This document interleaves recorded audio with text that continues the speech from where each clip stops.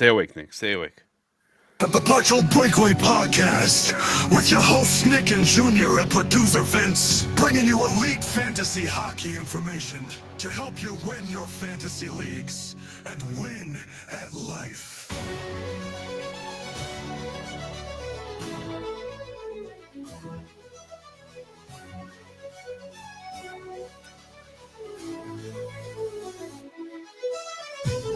Episode 96. I'm going to put it out there right away. The Pavel Bure of episodes. Ooh, Pavel Bure. That was an easy one over there.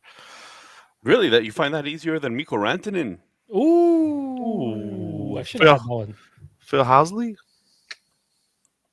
You know what? When he first came into the league, there's a good chance that he was in 96. He was. And I'm gonna make my wife proud with this one. I hope I don't get it wrong. Wasn't Holmstrom of the Red Wings 96? Thomas Holmstrom. Yes, he was. 96 was a very popular number. And there's even the Conway from the Mighty Ducks movie. Yeah, that should have been probably the easiest one. Yeah, Thomas. Who was that small guy in Minnesota? The small guy in Minnesota, he wore 96. He was French Canadian. Come on. Pierre-Marc Bouchard. Was it Pierre-Marc Bouchard? Then he played with Brunette. Anyhow, I think he was 96. Anyhow, no, we are not talking of the Minnesota Wild. We are talking of the Philadelphia Flyers and the New York Islanders today. So just to give you guys a breakdown of the segments, we're going to do an intro and team overview, roster and lineup breakdown, goaltending outlook, power play and top scorers, a nice over-under quiz on point projections or goal projections, prospects to watch, and lastly, if we have any season predictions or hot takes, which I'm pretty sure we failed to do when we did Pittsburgh. But no, we had a hot take. Oh, no, we had a hot take. We just didn't. Yeah, and we had a projection as well. So forget what I said. Let's get right into it with the Philadelphia Flyers. Okay, so new coach. Sophomore season for one of the most entertaining rookies last year. You were right about Pierre-Marc Bouchard, by the way. Oh, thank you. 3 for 3, Junior. Wow. Okay, so new coach, Rick Tocchet comes in. He has a bit of a younger roster. Even then, they're kind of doing a retool on the fly. I would say almost a la Washington Capitals a little bit. Just to have more of the younger pieces that are in the lineup. Since Briere has come in, he's made some changes. He's added some youth. Are they still trending upwards? Do you feel they're a little stagnant now, or I wouldn't say they're trending down, but I'm going to ask you: are they trending down? So who are you asking? I'll ask you, Vince. Are they trending upwards? Are they a little bit stagnant right now, or do you think they're actually trending downwards? No. I think Philly's definitely trending upwards. I mean,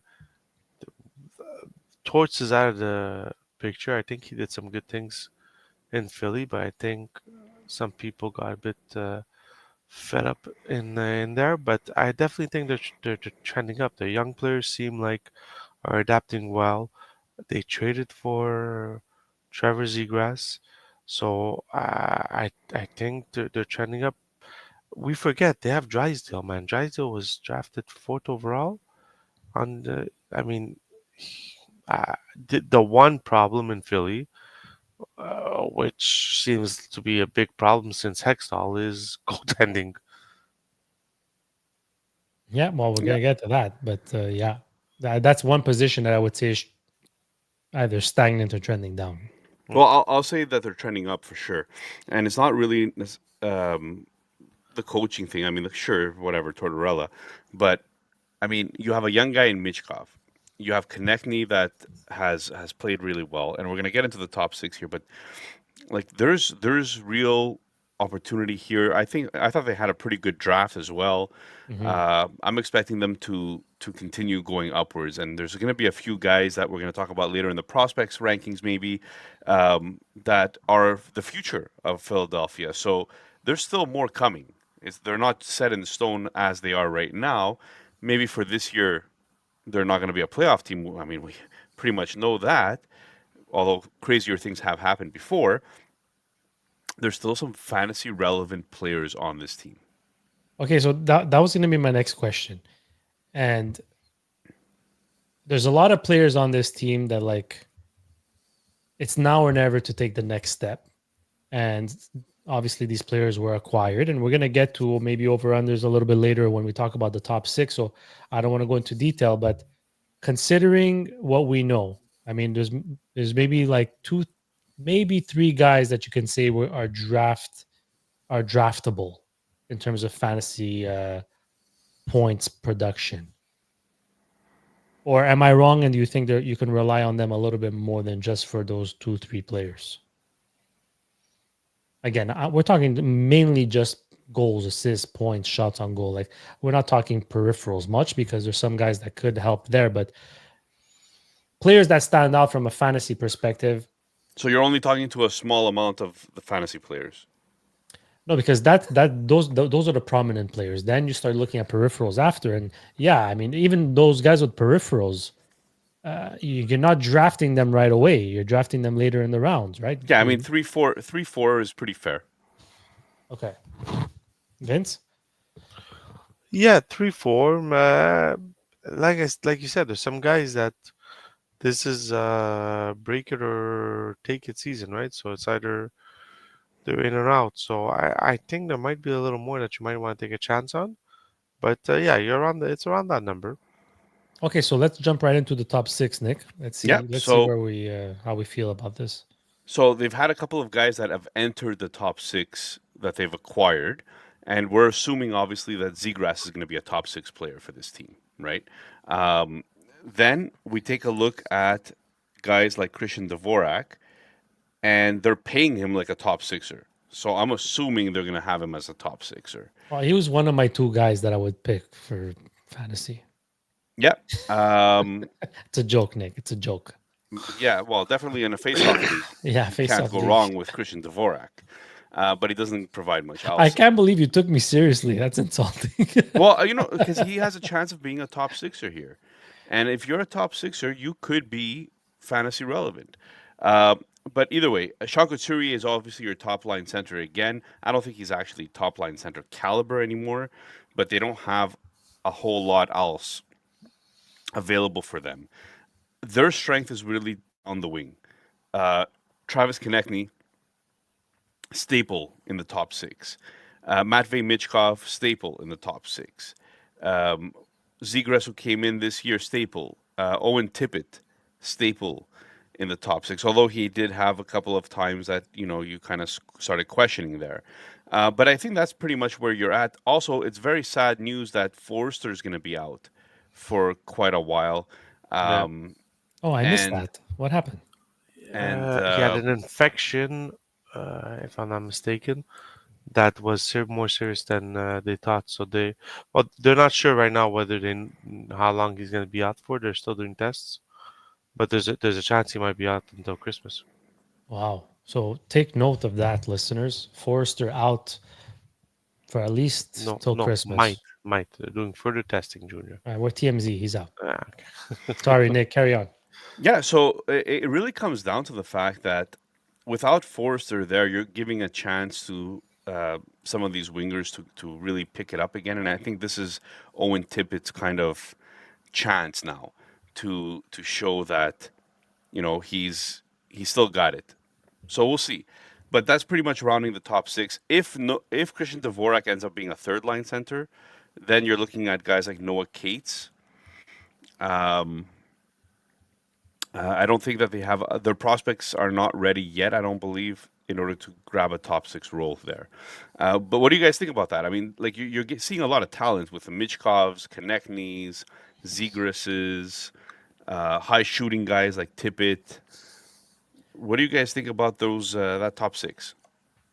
I'm curious to know if they attempt Zegras at center, because Zegras' most successful seasons in Anaheim were when he was playing center.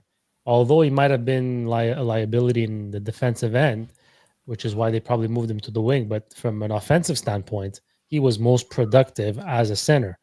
So I wonder if they give that a shot. And one guy I'm looking forward to, I think he'll have a bounce back.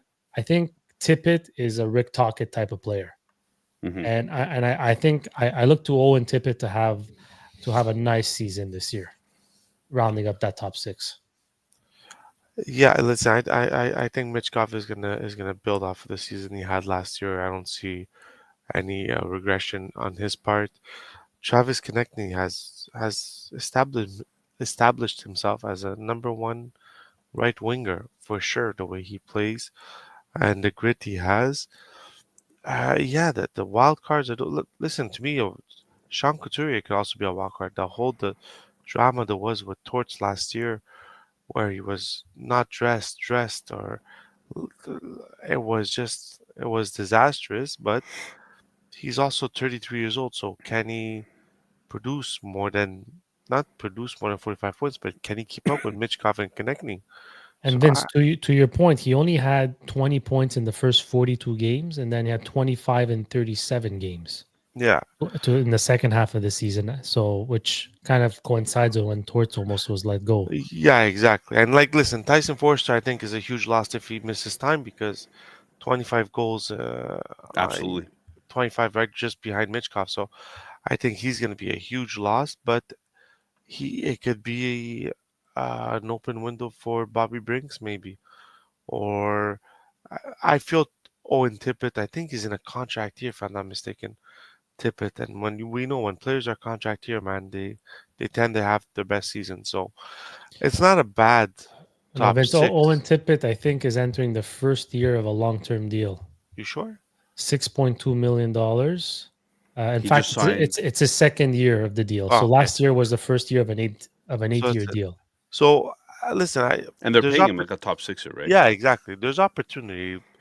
I don't see any of their bottom six guys able to move up to the top six. That I think that's where the problem is going to be. I mean, here I have So Abal's Bobby Kate. Brink is a good player. Yeah. Like Bobby Brink has a chance, but I don't. Anyways, Besides uh, that, you have Delorier, you have Dvorak, and you have Hadaway. I mean, I don't think any of those players are jumping out the screen saying I could play second line or first line.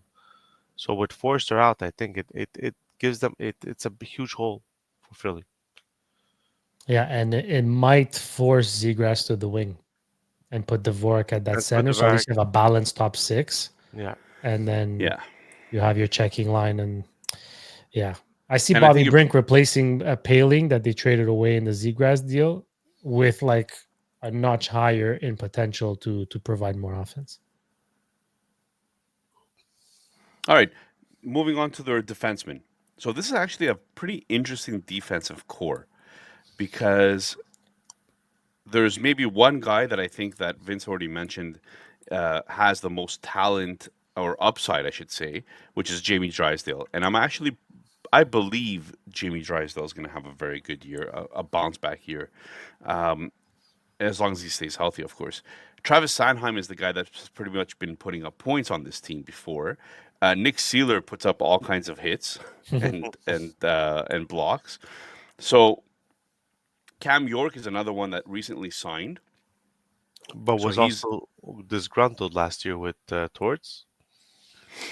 That's true. uh, yeah, sure, yeah. He was kind of used on and off Hmm. by Torts. You're right. Zamula is interesting. Noah Juleson, it falls off pretty quickly there. But what do we think about this defensive core? Is there anybody here that is fantasy relevant? Let's start with Vince. Listen, I'm not gonna give the Jimmy Drysdale. I think Cam York is fantasy relevant. I think he was brought in because he was gonna be their offensive guy. I think he fell. Listen, we don't know what happened with Torres. He's only 24 years old, gonna be 25. I mean, he put up 20 points in 54 games, 30 points in 82 games. Like you said, this is a defenseman. So if your defenseman get hit between 40 to 45, if you have a league where you're dressing almost a full lineup, let's say 4 to 6 defensemen, he can be one of your reserve defensemen or your fourth or sixth defenseman easily.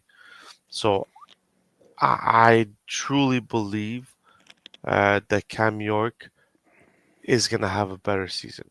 I still, I still believe what you said, Nick, that Jimmy Drysdale is the most talented defenseman on that team, and should be leading that team, that defensive squad in points.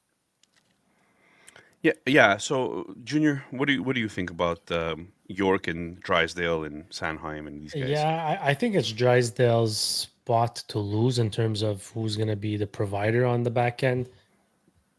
But again, new coach, so it's a clean slate for everybody, right? So Cam York now as a new coach, who knows? Like, does he regain his confidence? Does he now become, like, does he push Drysdale aside, or maybe there's an Emil Andre who showed flashes last year but could never really put it together consistently. Maybe that's a guy that jumps out. I feel like there's a lot of maybes on the back end. At the end of the day, I think it comes down to those three guys in terms of production, offensive production, and it's Cam York, Travis Sinheim, and Jamie Drysdale. In terms of talent, I think Drysdale has the most offensive talent on, like, the most skill on that back end, and I think in the end he'll probably prevail if he can respect Tockett's exigence, like Tough standards, of love, course. yeah. Yeah. Yeah, that's about it. I mean, there's Helge Grans, who's another guy, Emil and Dry, you mentioned already. Oliver Bonk is somebody that could be a staple on that top four eventually. Do you think he gets NHL time? No, I He's don't think 20 so. years old. I Maybe think one there's more other year. guys that have been there longer, like Andrai, who would have, and Helge Grange. Like these guys have, I think, the upper hand to get more game time. But you could never say no to Oliver Bonk, who is absolutely, I think, going to be a good top four defenseman in this league for years to come. So we'll see. We'll see. We're not at the prospect side yet, so we'll leave that for Vince later. Yeah, how about we start with the goalies first? Let's talk about the goalies. Pick your third string goalie that you want to start. Oh my god, guys! None of them. Wow, Wow, this is I think we brutal, were man. This is Nick. Okay, brutal. okay, Nick. I guys. like I look think at these we were offered a deal. Fedotov, Kolosov, all the goalies. Yeah, all the like ovs. like like if you look at their like, It was come nuts. on, Samuel Urson, 47 games played, 3.14 goals against average, 0.883 save percentage, 17 quality starts. Fedotov, 26 games played, 3.15 goals against average, 0.880 save percentage, quality starts 8.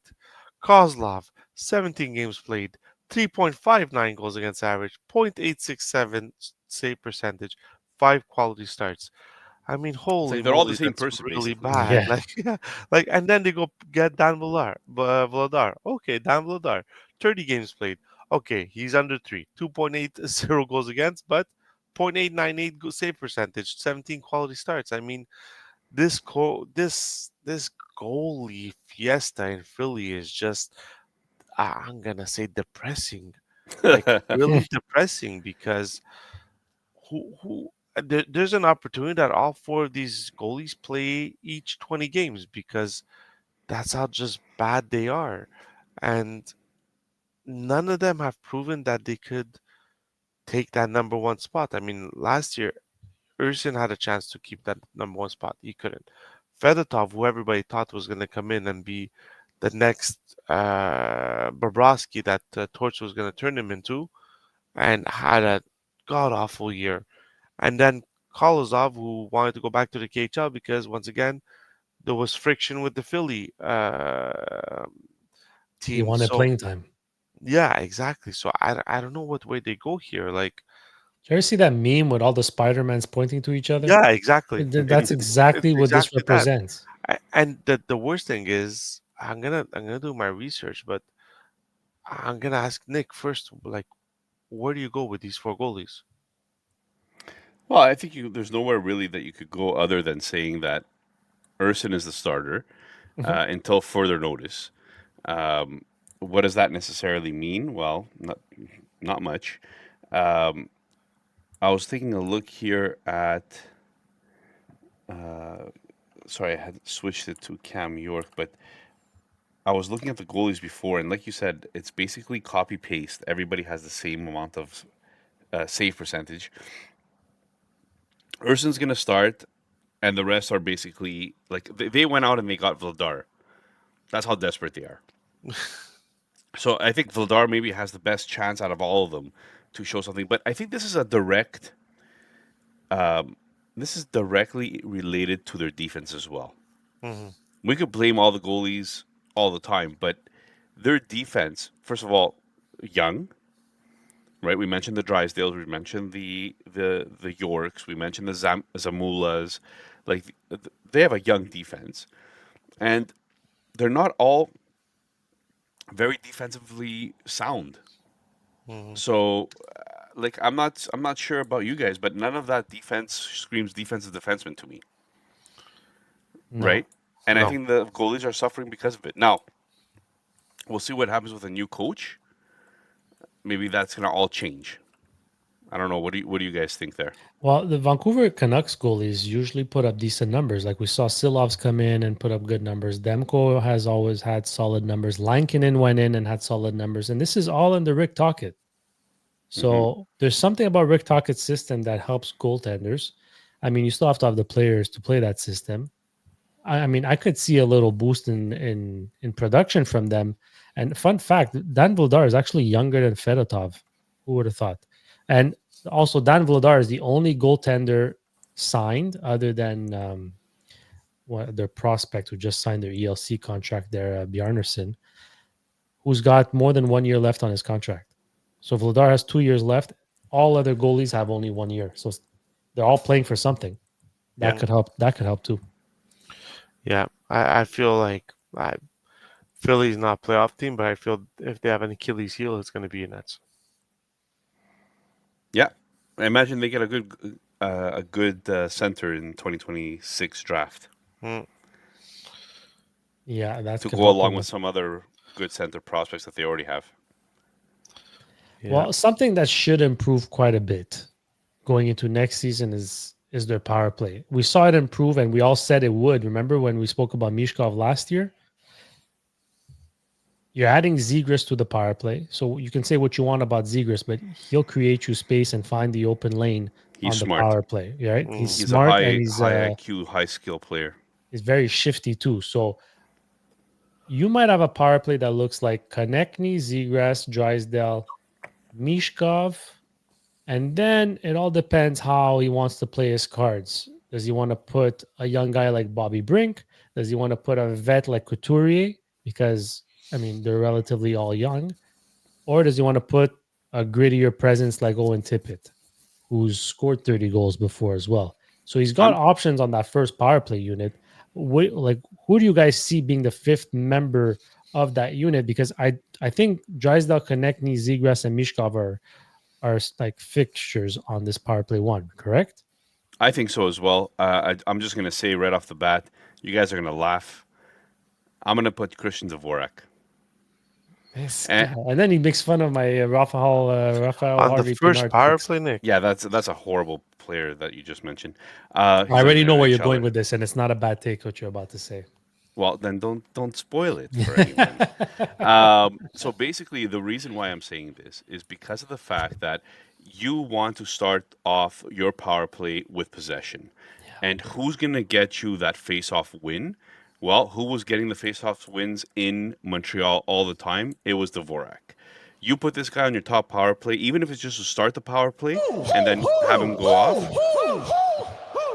Christian Dvorak is definitely the play I would do there. He's also somebody that could play the bumper. So he's pretty decent at high tips as well. He's not going to be a shooter. He's not going to be a creator, but he'll win you a face-off. You'll start with possession. He'll go in front of the net and he'll block the shots. Hopefully not block them, but he'll be the one that tips them in or gives a nice uh, shot to the to the Okay, okay, Nick. Okay, Nick. to the Okay, Nick. goaltender there. You know, you know what I'm saying. Um, You know what I'm saying? You know what I'm uh, saying. listen to me. The thing is, first thing, if you're gonna win faceoffs, you go with Sean Couturier, who's been 57% and more in the faceoff circle for the past 5 years.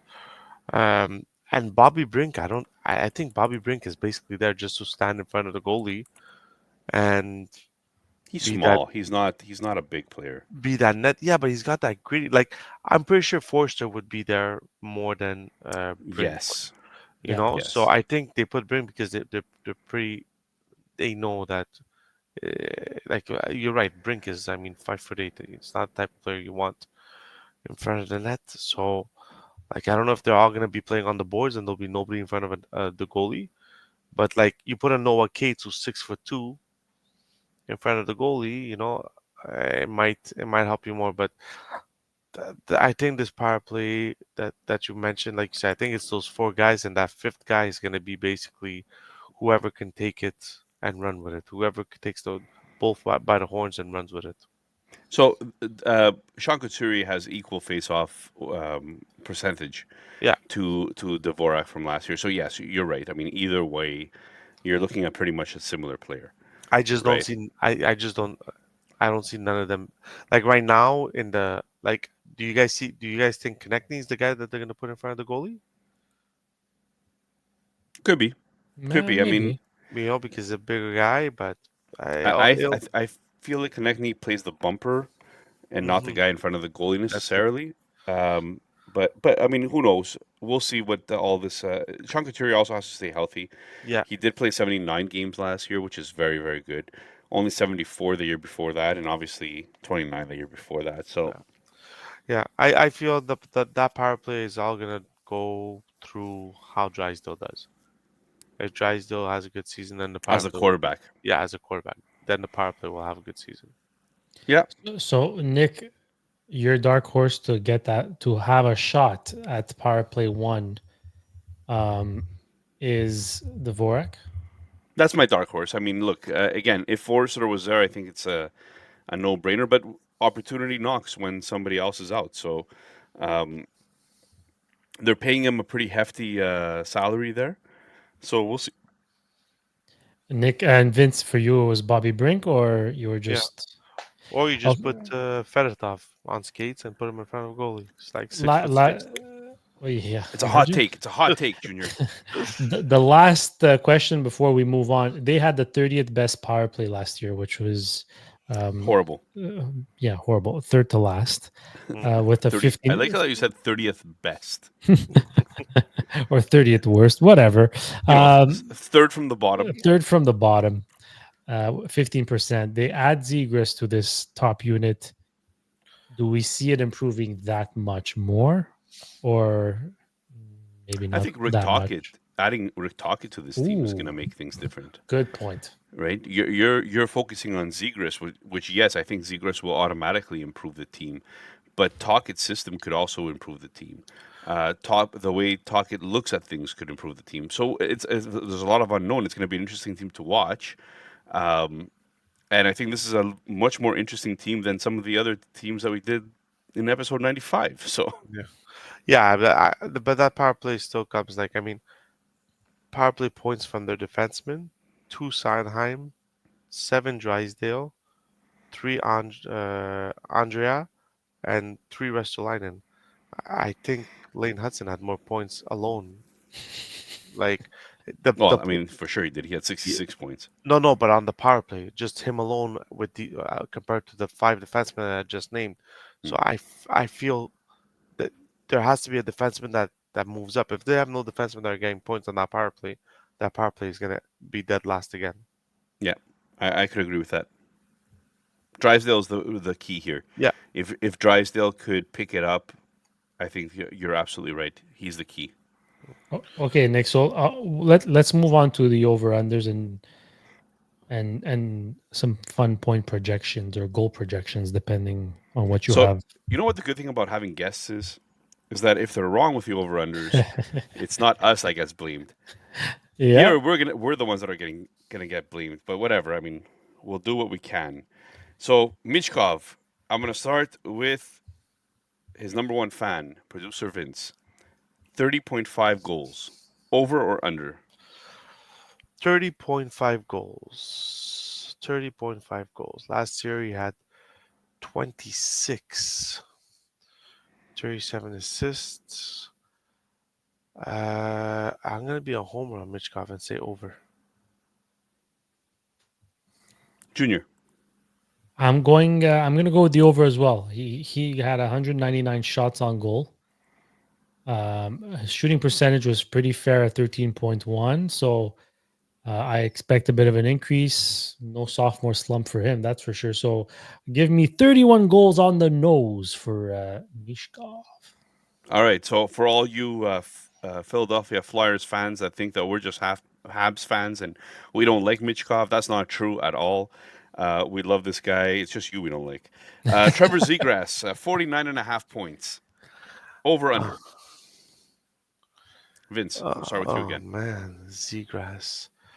45. What's it? 49 and a 45. half. 49 and a half. For 2 years, he was on pace for 67 and 66. After that, he dropped to 40 and 46, and we called that off seasons for him. So I think that's an easy over for me at 49. Junior. Um, man, I damn, this is tough. I'm gonna go slightly over. You'll be between 50 and 55. All right. Owen Tippett, 25.5 goals. Over or under? How much was that? 25.5. Ooh, 27, 28, and 20. I'll go with under 20. Really? I think you'll be 25. So I'm gonna go under. Wow. I think you'll be 25 on the nose. Vince. I'm gonna go over because I went over with Zegras. He's gonna be playing with Zegras the whole time. So if I expect Zegras to have more than 50 points, Tippett's gonna be the one who's gonna put them in because there's no other player playing on that second line with him. All right. Tell you what, if he goes back to shooting 289 times, then I see the over happening. He only had 188 shots on goal. That's 100 shots less than the year before. So if he can go over 200 shots on goal, I would have given him the over, but we'll see. Okay. Travis Konechny, 74.5 points. This time I'll go with Junior. Over or under? Give me on Steady Eddie. I'll go over. Vince. I'll go with the over because he's gonna want to play on Team Canada, so he's gonna have a hell of a beginning of the season. So once again, Philly fans, we believe.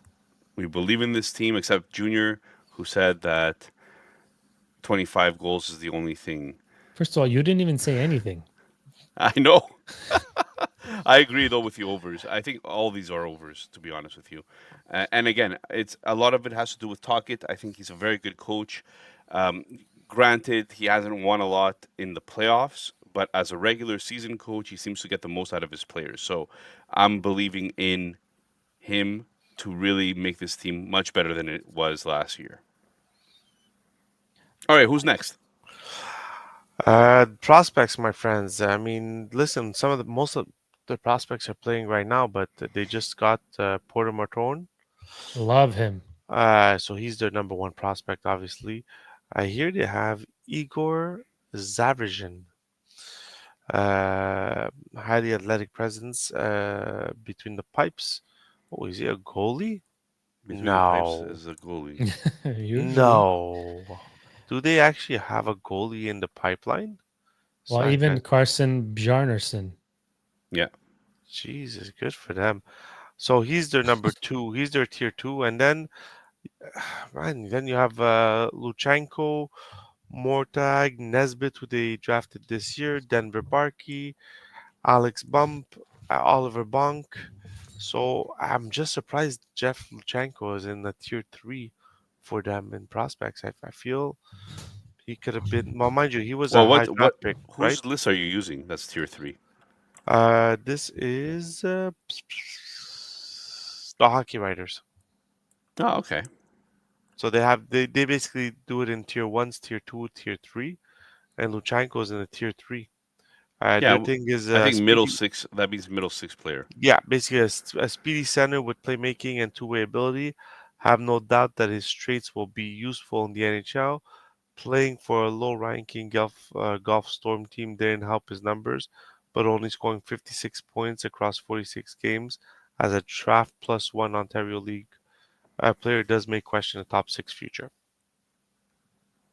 So they're All saying right, it's because of his OHL season. It's they put him in the tier 3.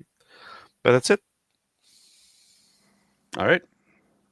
Yeah, fair enough. I mean, he was a reach when Yeah, he he was was. Yeah, drafted. Then he exactly. had a good camp last year, and everybody got excited. So we'll see. We'll see where it goes. But Nick, you like Jack Murtaugh, no?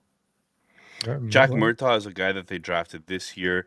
They also drafted Deswagnier, didn't they? No, the Or that was our mock draft. Now I'm getting confused. No, no, that it was a was mock draft. Porter Matron. They drafted him. Oh yeah.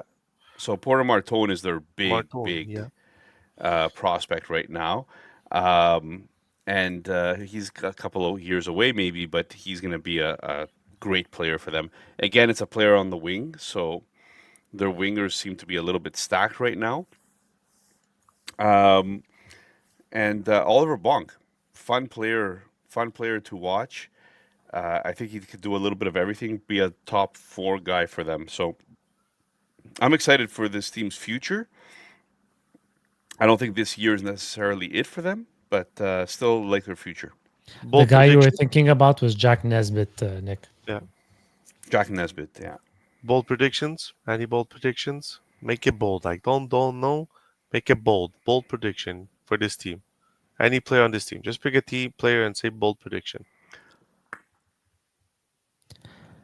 I'll say Sure. Drysdale Go. 45 Oh, points, wow. which Okay. would technically, and if you don't think that's bold, 45 points would Oh, it's basically very put bold. him top 20 in the league. Yeah.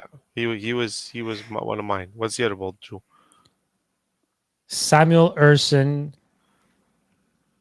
gets above 900 save That's percentage never going to happen. and under 3 goals against average That's just being in 40 That's games just or dumb. more. that's just I'm being kidding. I'm kidding. unrealistic. I'm gonna go That's with Mitch. unrealistic. I'm gonna go with Mitchkov 40 goals. Mishkov 40 Mitchkov 40 goals. That's goals. Yeah, boring. that's what I'm gonna go with. All right. Who's the second team we're talking about? That finishes off the Philadelphia Flyers. The second team we're going to talk about is another bottom dweller.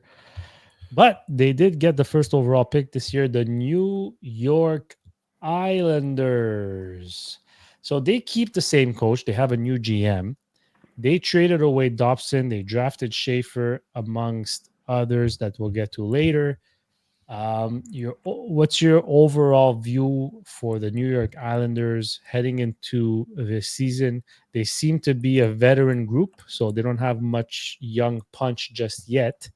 So what do we expect from them? Are they trending up? Are they trending down? Are they a little bit stagnant? If you ask me, I think they're a little bit stagnant, if not trending down, until their guys are ready to really come join them in the NHL.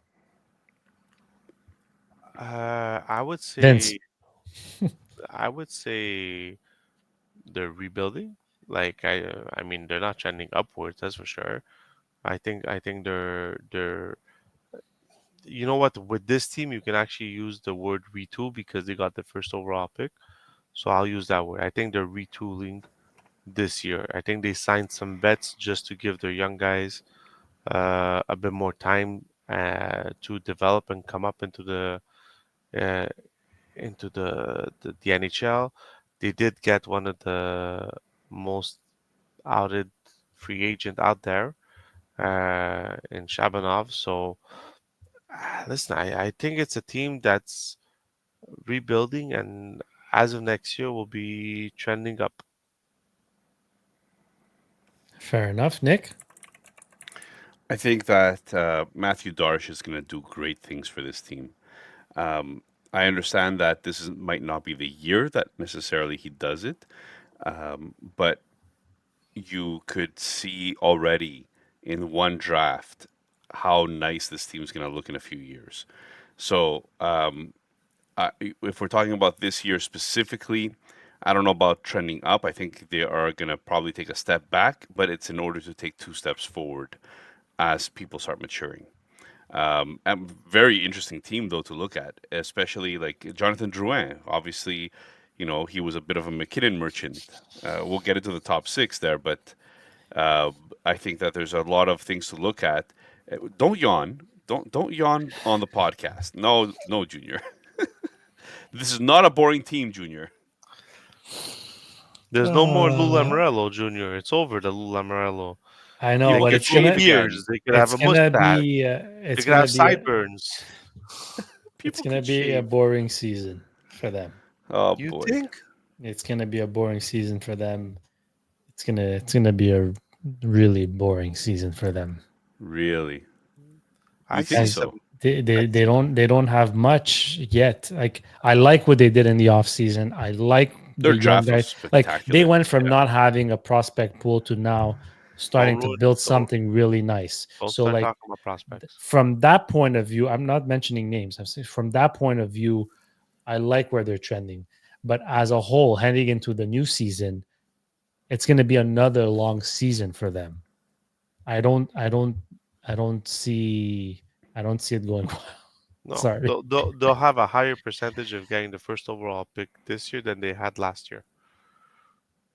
Yes, Well, because they won the lottery, right? So if you look at this, they have guys like Maxim Tsiplikov, who came in last year, who I didn't know this at the time, but he's a hit monster.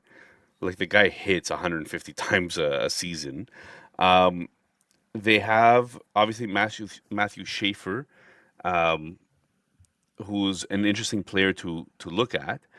And they also have Shabanov, who's another interesting player that they're getting from the KHL this year. So I think there's interesting players there.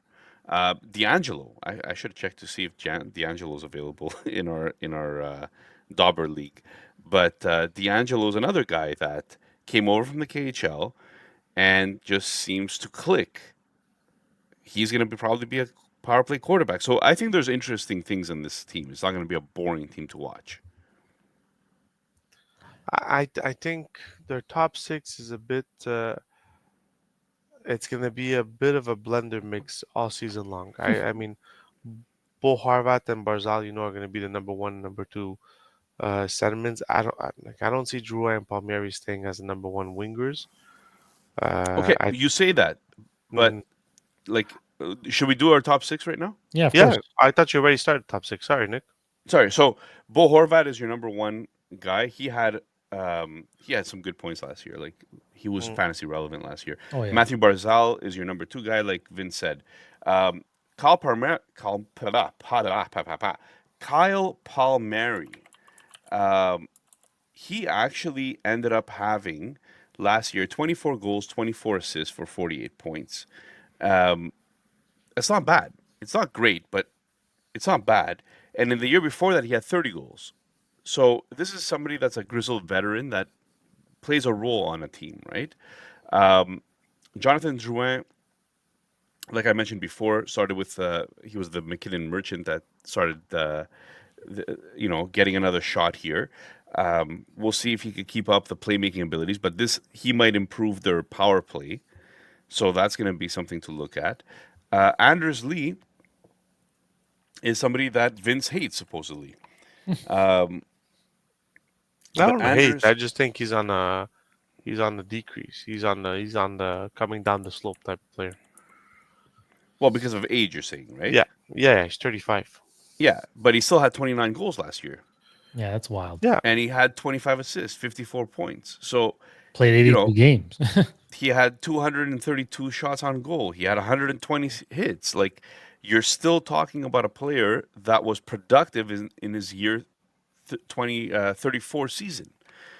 So he's not a nobody, this guy. So I feel like they have fantasy relevant players here, and there's even guys like Shabanov who we don't know what he's going to turn mhm. into. We still have a Tsiplikov who, again, he seemed to have some points last year. He seemed to do some stuff last year. So He top seemed to six, I play think. hockey. Yeah, well, Simon Holmstrom is one of those guys that has been a prospect forever. That's the guy I'm looking at, honestly. I think he cracks the top six. Well, so far Daily Faceoff has him there, but okay. So why don't you go with that, Junior?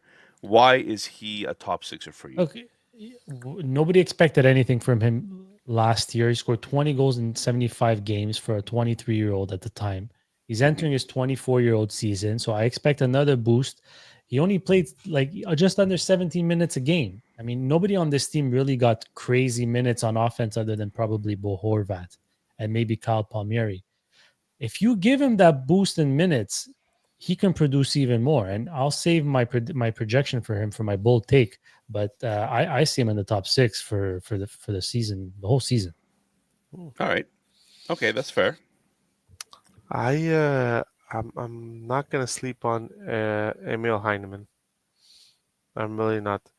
I think The local boy if they really wanted him for on his he third was team. no, but he was a key piece for them to give to trade for Of course, Dobson. yes.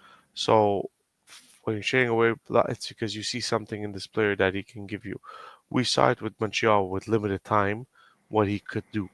Now he obviously died out during the second end of the season, but I mean you can't tell me that he can't be better than Drouin or Andres Lee or at least get a shot on that top six.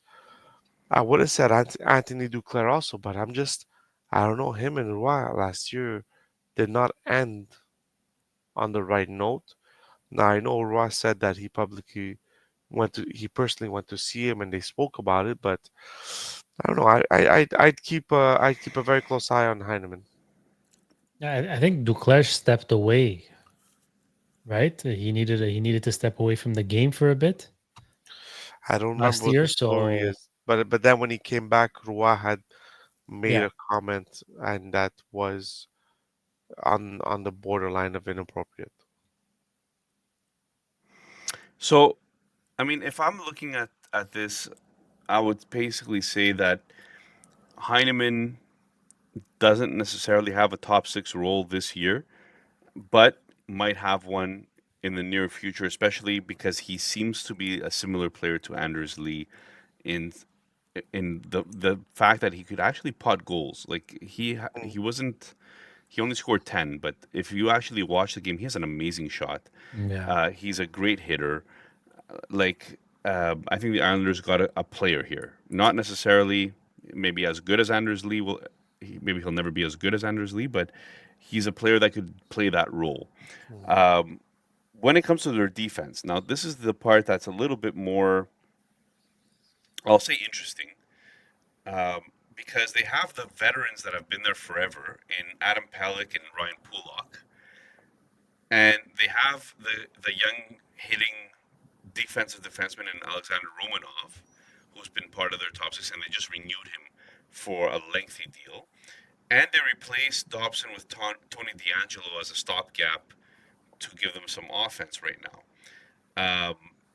until I guess Matthew Schaefer is ready for that offensive role. And they have Scott Mayfield as well. There's not much else there, but what do we see here? Like I looked up Adam Pellick because I wanted to see if he provides any hits, blocks. He's a block machine. But what else does he really do? Nothing. Like literally nothing. So what do we see here who might be fantasy relevant? well, Tony D'Angelo was fantasy relevant last year when he came in, and now without Dobson, he's got to be the go-to guy, especially if Schaefer starts the year in juniors. So yeah, yeah, I I mean, Adam Bolquist was playing forward at some points last year, but yeah, other than I mean, look, Pellet, Vince, he had 20 assists, so it's not he didn't have any goals to go with that. So but their defense was also a bit all over the place. I think Tony D'Angelo is the guy that you're looking to. He's a Gothenburg type of guy, except I still think that that power play will be the quarterback of that power play will be Jonathan Drouin on that first line. So in defense, I feel D'Angelo will be there, will be the guy, but I'm not sure he can put up Gothenburg numbers, but it'll be interesting to see. And the biggest question is Schaefer going to be coming in the league right away, or are we gonna send him to the juniors for another year and then make him develop there? That's the big question. We should note signed his entry level contract tonight. Yeah, which I feel seems like he's gonna play in the NHL this year. Well, we'll get to that in our over unders, right, Nick? Yes, I believe we shall. That sums up our lineups breakdown, or did you want to I add should say anything? Pellick. Um, okay, so like offensive defenseman, we're talking D'Angelo and we're talking Schaefer, right? Yeah, Hmm. Pollock has lost his Yeah, top I power think play so. spot a while ago, but he Bullock might and be like a Pellick have third nice guy. peripherals, and they'll squeeze in 20 to 25 points. Yeah, like so Pellick played 60 games last year, 20 points only one power play point, 72 hits, 87 blocks. I mean, again, the 82, like I mentioned, he doesn't do much. 87 blocks. If you prorate it over an 82 game season, it's maybe over 100, and maybe the hits gets near there too. But that's not much. It's not much. Like you Yeah, could find peripheral guys. I find. Bullock had better peripherals, and so Yeah, did Romanov. So, exactly. so I would take more either of those two before taking Pellick. Yeah, Yeah, for the bash. yeah. Yeah. All right, that's it for the top sixes, guys. What Listen, about goaltending? goaltending, Nick. It's Sorokin, Sorokin, and Sorokin. I mean, he's at 8.3 million this year. I think it's the first year with that new contract. Listen, last year Islanders were not a good team, but he still put up decent numbers. I mean, 30 wins, 24 losses, four shutouts, 2.69 goals against, 907 save percentage, 37 quality starts. I think Varlamov being injured hurt him a bit because I think he had to play a bit more games than he should have. Do we know if But Varlamov is coming back? he's there. He's still on the roster, so I think from what I understood, his injury could have been could make him start the season, but they're not sure yet. And then you And have is David. signed. Yeah, Yeah, he signed. So, and you had David Ritchie that came in. I mean, put on decent what's numbers. his name? 2.8. David Ritchie. Riddich. Riddich. Ooh, I can call him Richie. It's better. Or Richie It's Kyle. better. Rich. It's But better. 2.81 goals against average, 0.88 save percentage. So I mean, goalie, you're looking at Sorokin, you're looking at 60 starts minimum for Sorokin next year. How well will you do with a defense in front of him? That's the $1 million question. Um, but I mean, there's not much to say. It's not you don't drop Sorokin, and Sorokin is not going to be available in any of your dynasty leagues. Hopefully not. If he is, then there's a problem with your dynasty league. But yeah, that's it. So I feel it's Sorokin, 30 years old. He's about to get into his prime as a goalie. So we will see. Well, it all depends how their team in general plays for Sorokin's numbers. I actually, I mean, we mentioned it a little bit when we spoke about the Rangers and Shesterkin. Sorokin came into the league and put up such amazing numbers that now when he puts up good numbers, we think it's average or that he Or sucked. bad, yeah. Yeah, so like he still had a goals against average of 2.69, like you said, and over 900 save percentage. But because we're used to seeing him at 925 save percentage or under 240 save goals against average, we automatically just assume that like he didn't do those numbers, that he sucks or he had a bad season. So uh, he's going to get more losses because the team is not good in front of him. It's as simple as that. Mhm. But if you get points for like saves or save percentage or goals against average, he could still help you out in that department for sure. Yeah. Yeah, but that's what I mean. There's not much to say about the goalies in with the Islanders. I mean, Sorokin's number one, and he'll be there for the next 5 years. So that's it. Well, speaking of not much to say, there's not much to say about their power play either. If we thought the Flyers were bad, the New York Islanders were second worst. and the Flyers were third worst with 12.6% power play efficiency. Um, yeah, that's not great. There's been an influx of players on this team, so their top power play unit could change. I mean, D'Angelo's probably the a staple. Same with, so let's say they'll have D'Angelo, they'll have Barzal or Vat. I'm assuming they signed Jonathan Drouin so he could be on power play one. And they're probably going to give Anders Lee, who scored 29 goals, a shot. I don't know how effective that's going to be, to tell you the truth. I told you before, I like Holmstrom earning a spot on that number one power play at some point. But yeah, I'm not even going to say their second unit. It's probably going to be like Shabanov, Tsiplikov, Pajot. And you know what? They even have Palmieri. Like, honestly, like this power play unit is going to be like Vince said earlier about the forwards, the top six. It's going to be a blender. Uh, Whatever is going to work that game, that's what they're going to go with, and it might be different the next game. So I don't think there's a fixture other than D'Angelo, maybe Barzal and Horvat. The rest, throw a dart, see where it lands. I agree. I agree. I think the power play is very set in stone. There's not that many offensive players here. So they're going to have to load up on one power play and then go from there. Mm.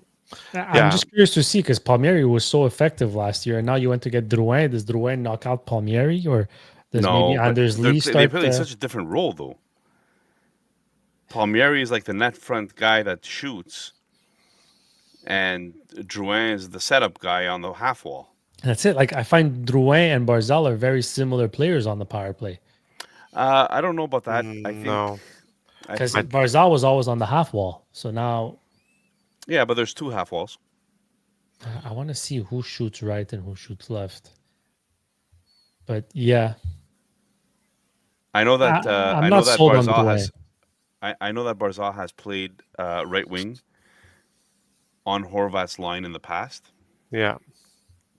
So I think he's right-handed, whereas Drouin is left-handed. Drouin shoots left, Barzal shoots right. Yeah, So there they you go. can play on both half boards. Yeah.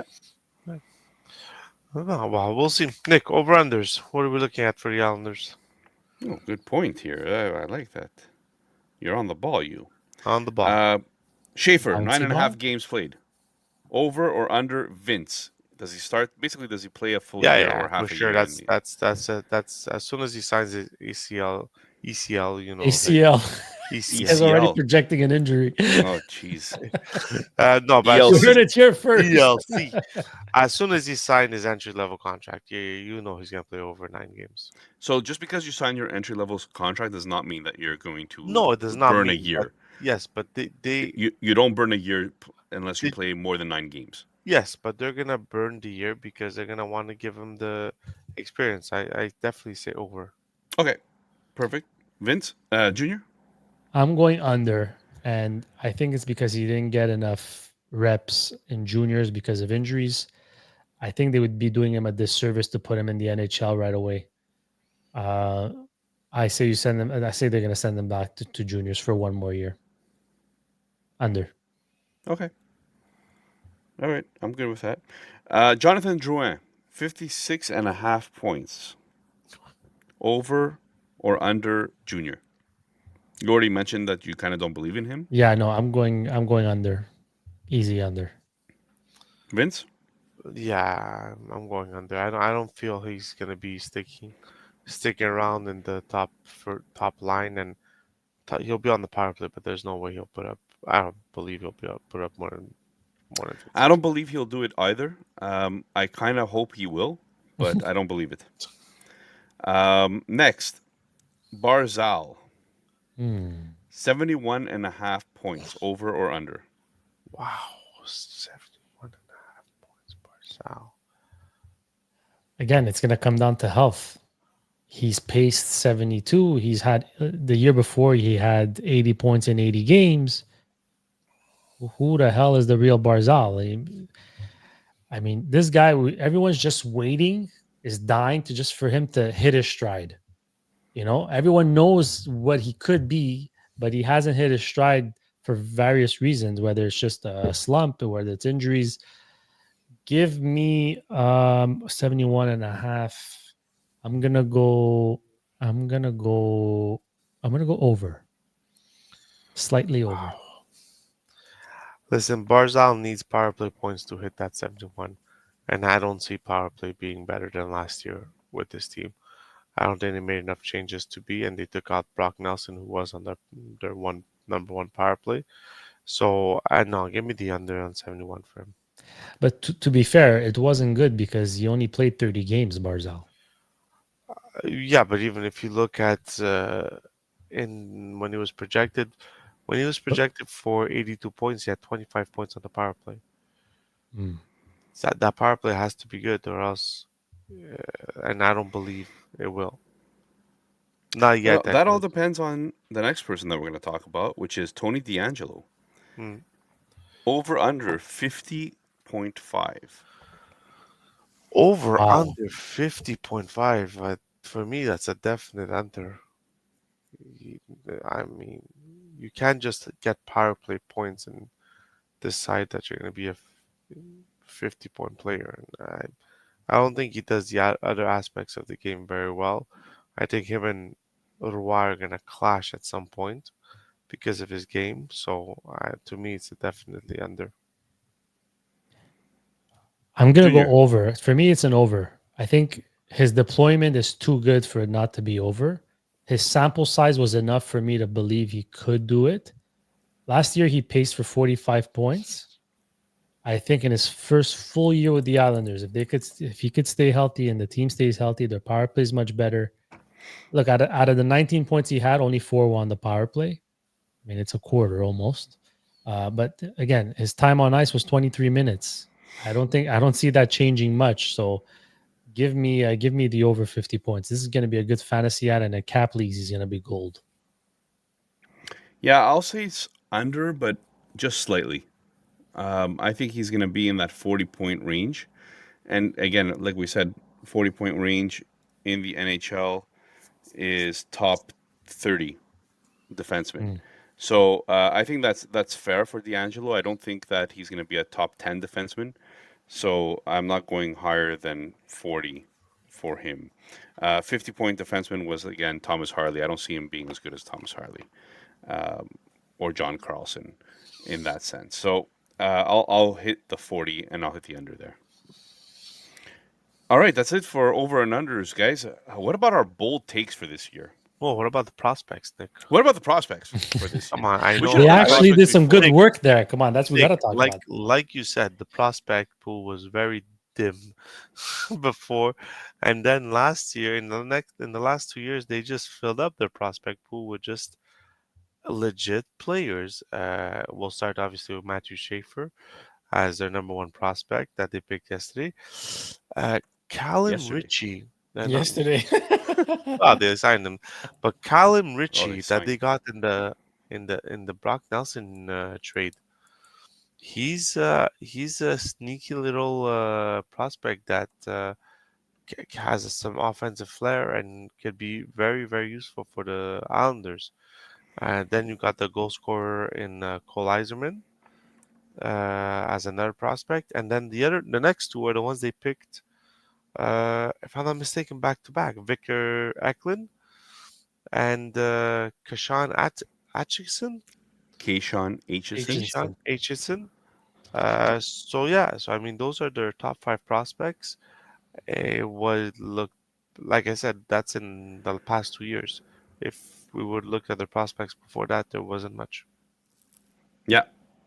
Yeah, so, I mean, Simon Holmstrom, I think, is a homegrown talent there, Yeah, but he's but he's he's already not a played. prospect anymore. Yeah, Yeah. exactly. So yeah, but the prospect line looks nice. They still have some work to do to fill it up. But they're building the right direction. Yeah, I'm excited for this team. First of all, to see how the mismatch of players is, because don't forget, Jonathan Drouin and Duclair were both Patrick Roy junior players. Uh-huh. So I'm curious to see what that's going to look like. And then I mean, I'm very curious to see what Barzal, because I own him in Lama, so very curious to see what he could do there. If there's any bounce back, if he has a setup guy now in Joel on the power play, maybe that's gonna increase his points. So I'm curious to see what it turns out to be on the island. Definitely a fun fan base, great goaltending. Hopefully, some competitive games, and Matthew Schaefer is going to be fun to watch as well. Yeah, I agree. Nick, do you think he plays in the NHL more than 9 games? Yeah, I'd like to see that. I'm not sure if he will, but I'd like to see it. I'd like to see him there the whole year, just because it's going to be something fun to watch for the Islanders more than anything. Or something to watch? Yeah, you're That's so negative, so negative. bold takes, boys. Uh, Bold takes. What are your bold takes, Nick? My bold take is that they win another lottery. Wow, that's your bold take, huh? Um, no, my bold take is that they move from 30th in power play percentage, and they jump to 20th, which is 10 is quite a bit That's a to lot. jump. Drew? my bold take is Simon Holmstrom scores 30 goals. Wow, that's pretty My bold. bold take is Heineman scores 25 goals. That's huge. That's Wow. that's for a fourth liner. It's going to be huge. Yeah, bad because I don't believe he'll be on the fourth line.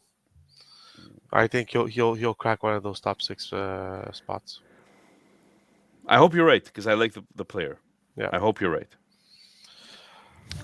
So what are your what are your final standings for the what division did we just do? Metropolitan. So Nick, We just finished the Metropolitan. Metro. So what do you see in division like standing wise? Well, I think we mentioned it already. We had guests for the top 3 teams, 4 teams in this division already. So we had guests basically who did Carolina. We have. Oh, Junior, Why is the volume stop like that? jumping? What's chopping? The The volume music of just became the loud. music is going up, is going down. Okay, Nick, That's not me. Anyways, I'm not touching. no hesitation. it's probably the way producer Vince recorded it. What's your Anyways, what standings of that metro? It's not a difficult question. it Give is a me very difficult question. give I me have to one remember all the point. teams. Carolina first, Yeah, Washington second, New yeah, Jersey third, yeah. and then at fourth, I'm gonna go with Columbus, Okay, and then everybody else misses claims. perfect. Junior. I'm gonna go Columbus. Columbus. Columbus Carolina. first. The Carolina first. I'm gonna go with Washington second. New Jersey, Columbus, the Rangers, the Flyers, and then the Islanders. And then the Penguins. Yeah. Listen, I think we're all in agreement. Carolina. I think New Jersey is gonna hit that second spot. I don't think Washington is there. Washington's gonna decrease to a third spot. Columbus, the fourth spot, and after that, I mean Pittsburgh last, and then Philly and Islanders can fight for the sixth spot. Well, like Neil said, they have to stay healthy. Yeah. The New Jersey, yeah. If New Jersey wants to do anything, they have to stay healthy. Yeah. At some point, they're just gonna have to do it, and Yeah. you know we're gonna have to stop asking that question and believe it when it happens. Yes, Yeah. sir. Agreed. All right, guys, that does it. Please don't forget to subscribe to YouTube, follow us on our socials at Partial Break Pod, TikTok, X, Instagram, and more importantly, just download. Guys, give us 5-star reviews. Our reviews are very important on any audio platform you listen to. We appreciate you guys. You've been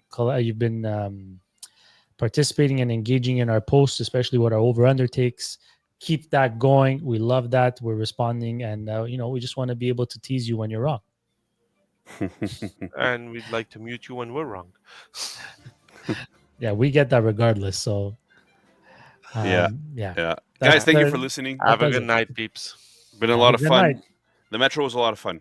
We're Yep. doing the Central next. We're going west. Next week, Central. Do we have any guests lined up there, Junior? As of right now, for next episode, no. But the episode after, we have a guest for Colorado to preview Colorado, and Okay. we're working on getting a guest to preview. We're hoping Ryan comes back from Starcastic to do Dallas. the Dallas Stars, Yeah. and then Nice. we'll That'd be see fun. what else we can get. Great guest. All right. All right. Have a good Good night. night. Good Peace. night, everybody.